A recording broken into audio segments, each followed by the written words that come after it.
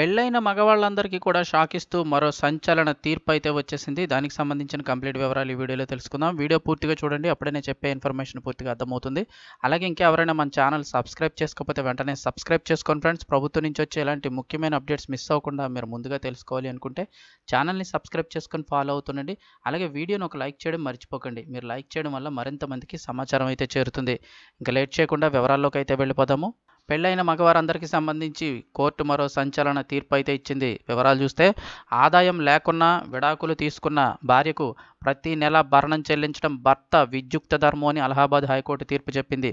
అందుకోసం అన్స్కిల్డ్ లేబర్గా పనిచేసి రోజుకు 300 నుంచి 400 సంపాదించవచ్చని మొట్టికాయలు వేసింది.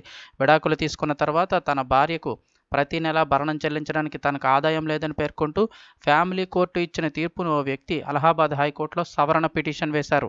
ఆ వ్యక్తి పిటిషన్ని జస్టిస్ రేణు అగర్వాల్ సారథ్యంలోని అలహాబాద్ హైకోర్టు లక్నో బెంచ్ తోసిపుచ్చింది. సదరు వ్యక్తి ఆయన భార్యకు చెల్లించాల్సిన మొత్తం భరణం రికవరీ బాధ్యతలు పూర్తి చేసేలాగా చర్యలు తీసుకోవాలని ప్రిన్సిపల్ జడ్జిని ఆదేశించారు. Justice Renu Agarwal family court ఇచ్చిన తీర్పుని సవాల్ చేస్తూ సదరు వ్యక్తి గత ఏడాది ఫిబ్రవరి 21న రివిజన్ పిటిషన్ దాఖలు చేశారు. అయితే సిఆర్పిసి 125 సెక్షన్ కింద భార్యకు భరణం చెల్లించాలని ఫ్యామిలీ కోర్టు ఆదేశించింది. విడాకులు తీసుకున్న దంపతులిద్దరూ 2015లో పెళ్లి చేసుకున్నారు. కానీ తన భర్త అత్తమామలు కట్నం కోసం వేధిస్తున్నారని ఆరోపిస్తూ ఆయన భార్య వరకట్న వేధింపులు కేసు పెట్టారు. అటుపై ఇంటి నుంచి వెళ్లిపోయి సదరు మహిళ 2016 నుంచే తల్లిదండ్రులతో కలిసి ఉంటుంది. ప్రిన్సిపల్ కోర్టులో తన భార్య గ్రాడ్యుయేట్ అని, అలాగే టీచర్గా పనిచేస్తూ నెలకు 10,000 ఆదాయం సంపాదిస్తోందని ఆయన ఆరోపించాడు.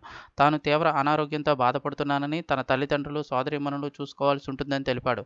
కానీ తన భార్య 10,000 ఆదాయం పొందుతుందనే ఆధారం సమర్పించడంలో విఫలమయ్యాడు.